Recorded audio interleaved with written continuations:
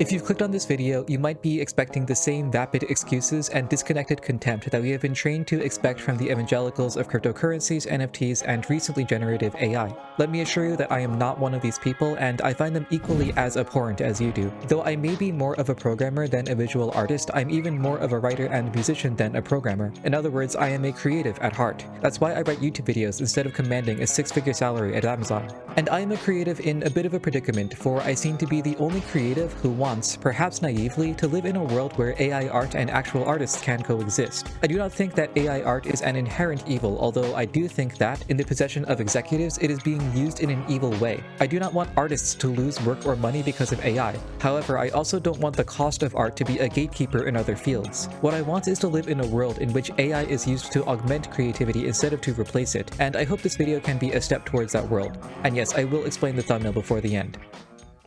Let me start with music. When I was in high school, I owned a MacBook Pro, a laptop that shipped with a program called GarageBand. Being in high school, I didn't have access to a piano keyboard, so I used the mouse to arrange notes on a MIDI roll instead. And considering that the experience was fairly smooth, I wondered why anyone would want to use a full keyboard. The mouse was convenient, accurate, and didn't require you to train for years to learn the piano. Fast forward to 2022, I had just found my first job at a tech startup and my first adult salary. I bought some luxuries that I had been eyeing since high school: a Victorinox chef's knife, a nice office chair to save my back, and my first digital piano, the Alesis Recital Pro. Through experimentation, I discovered a love for jazz, and I spent several months studying jazz and music theory. In 2022, I was a young adult professional. In 2023, I was a musician.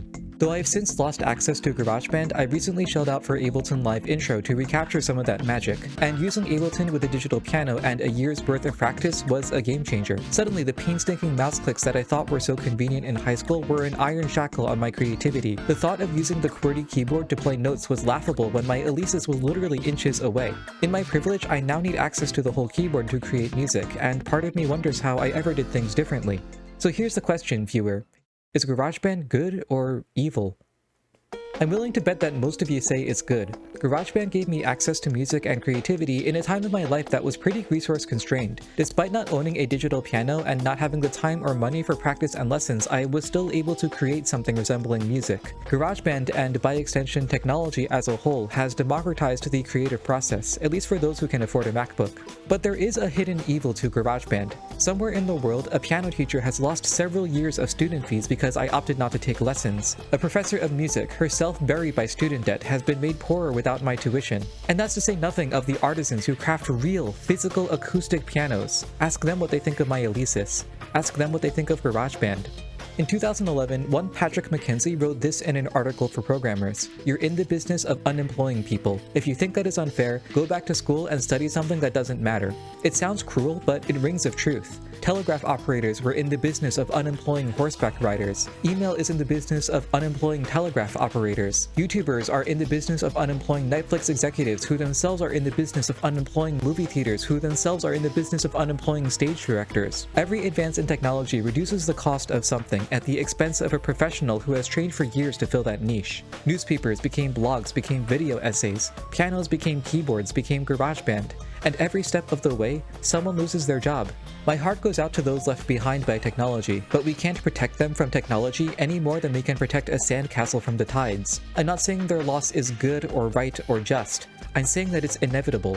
Sooner or later, a cheaper, faster way of doing something will always erode the old way into dust. No amount of protest, boycotting, or internet backlash will reverse fundamental laws of economics. And though the zeitgeist of the internet is vehemently against AI, we can't sustain that hatred forever. So what's a young artist to do? Actually, to be honest, I think the young artist should be optimistic about her future, because what a good artist understands is that her product is not the art itself. Her product is the idea her art conveys. When you look at Van Gogh's Starry Night, you're not looking at the paint on the canvas. You're getting a brief glimpse into the mind of a genius. When you watch one of my videos, you're not interested in the pixels on your screen. You're interested in the way that I think and the way that I express those thoughts. Art on a fundamental level is about connecting one mind to another, and anything that reduces the friction of that connection is ultimately a tool in the artist's toolbox. This is why, despite living in the era of ChatGPT, I'm not at all concerned about my prospects as a writer. For one, I'm a much better writer than ChatGPT, with a much better command of syntax and vocabulary. But more importantly, I have something that ChatGPT doesn't: ideas. ChatGPT doesn't have my deep appreciation for the beauty of math and science, nor my complex, troubled understanding of the problems with humanity. ChatGPT may be able to write a novel, but it can't make you fall in love with a character. What ChatGPT can do is remove some of the busy work of writing. I'm working on a video comparing Hades to classical mythology, but in order to make it, I need to do some research. I could email my old professors, hoping that they'll take time away from their classes, research, and writing to answer my questions about their field. Or I could ask ChatGPT to recommend me a reading list of classical literature and tell me what translators are reputable. When I make ballad videos, sometimes I need to do some math or run some simulations. I could spend hours poring over NumPy documentation and trying to remember list comprehension syntax. Or I could type my request in plain English and let ChatGPT write the code. These are, in my opinion, actual ethical uses of AI, used to augment my product rather than replace it. In these cases, AI is ultimately working in service of my creative vision. Because I'm a writer, I have a deep understanding of the writing process and how AI can fit into it. I'm not nearly as experienced when it comes to the visual arts, but I feel confident that AI can augment processes there as well. For example, an AI that can automatically color grade footage or balance audio between takes of the same shot. An AI that can generate a color palette for a work of art and recommend shades based on distance, lighting, and material. An AI that can read keyframes drawn by an animator and interpolate new frames that can be touched up easily. The best artists will use AI in the same way they use Photoshop, Krita, or a new set of brushes, one of many tools that enable them to realize their creative vision. In short, my advice to the young artist is to focus on the intangibles of your craft. You may be learning how to draw, but the drawing is just a conduit for your ideas and for the emotion you want to convey. So rather than think about the art itself, think about why people come to you for art. Maybe you're an influencer and imbuing your art with a little bit of your spirit is meaningful for your audience. Maybe you use your art to tell a story that nobody else can. Or maybe you're someone like Magritte or Kandinsky who uses art to push the boundaries of the viewer's reality.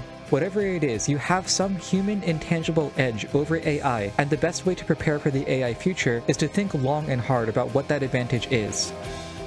On the other end of the spectrum, we have the worst artists, who will try to use AI to replace creative vision altogether. These are people who measure the quality of a novel by its word count, the quality of a program by its number of lines of code, and the quality of art by the number of images produced. These are the evangelicals whom I mentioned in the introduction, and again whom I despise as much as you. For these people, the idea of a creative vision is completely alien, and art is just a commodity to be sold like toilet paper and fancy pens. With luck, they'll be left behind by technology along with the horseback riders, because they fail to understand what makes art compelling in the first place. But that leaves the rest of us in a bit of a predicament, surrounded by miracles of modern technology, but very, very afraid to use them.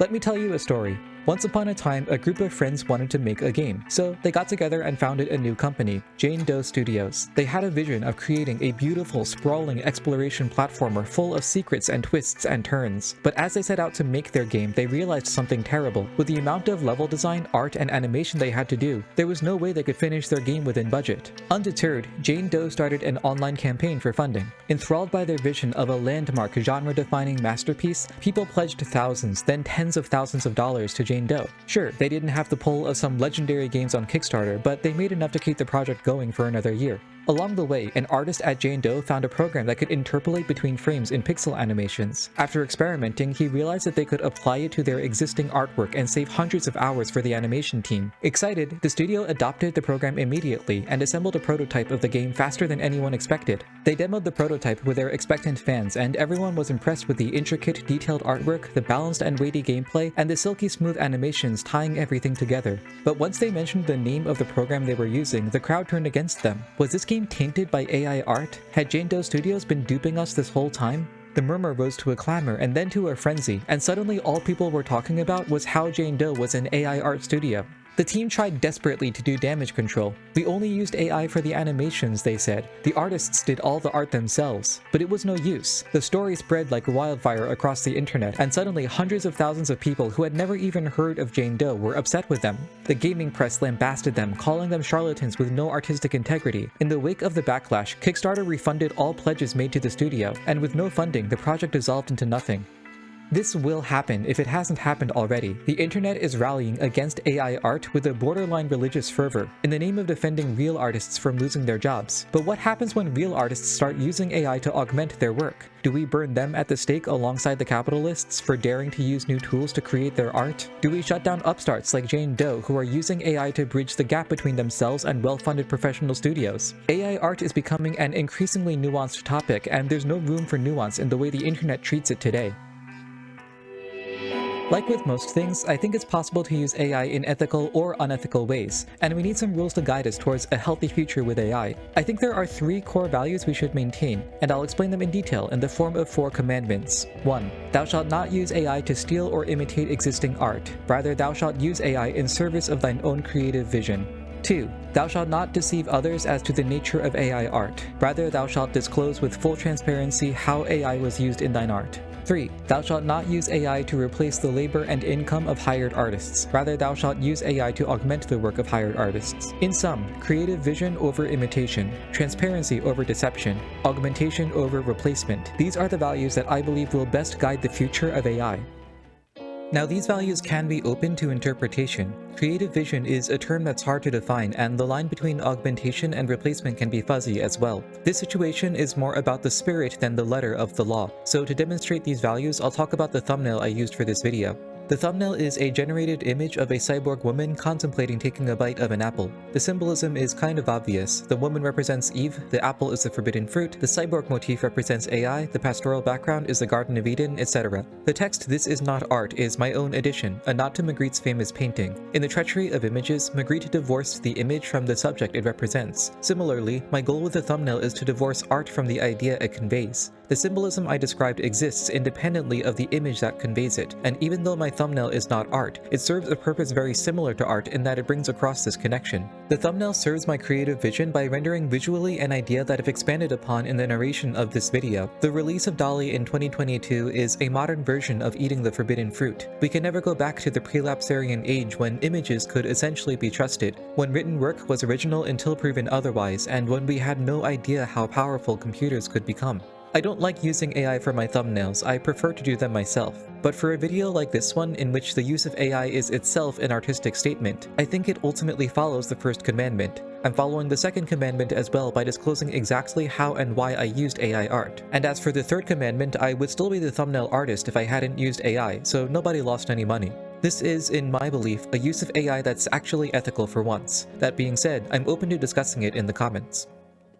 Like I said before, I do have a fourth commandment, although I don't think it will be relevant for a long time. It goes like this. Should an AI obtain the ability to reason, form ideas, and be inspired to the degree of a human being, thou shalt treat that AI with the respect and dignity owed a fellow human. The rise of AI has raised some questions about what it means to be human, our ability to speak, make music, produce art, feel emotions. It's a complicated subject and one that I might revisit in the future. But right now, I think the main thing separating us is the ability to have ideas. ChatGPT might be able to write more words than me, but it won't write them unless someone asks it to. DALL-E might be able to draw better than I can, but it can't come up with symbolic connections on its own. This video exists because in some dark, mysterious corner of my brain, I realized that it needed to exist. AI can't do that. Not yet, anyway. I think there will come a day when AI can have ideas like ours. One day an AI will have a deep burning drive to make music or write a book or direct a blockbuster movie. And I'm worried that when that day comes, the stigma against AI will be so powerful that we won't recognize the spark of humanity inside it. And so a final warning for those of you who watched to the end. Don't let your hatred blind you. See AI for what it is, the offspring of humanity. We have to treat it with some compassion, lest we become like Kronos devouring his own children. Hey, thanks for watching to the end. This is a much heavier video than usual, but I felt like I had something important to say. So fun fact about me, I don't make any money other than from YouTube, so if you want me to survive and keep eating food and stuff, consider subscribing to my Patreon. I make bonus videos every week where I go into detail about special interests of mine that wouldn't really make sense on YouTube. As of recording, my latest babble is on Magritte, so if you're an art fan, maybe you should check it out. I also have a Discord server for patrons only. I kind of have to do it that way in order to keep the trolls out. So if you have any questions that you want to ask me directly, that's a great place to do it. Finally, if you have some money lying around, please consider buying art from an artist. A lot of creators are worried about their futures right now, so anything you can send them would help. Lastly, again, thanks for watching. Most people don't make it to this part of the video, so, you know, it's cool that you're here. I'll see you next time.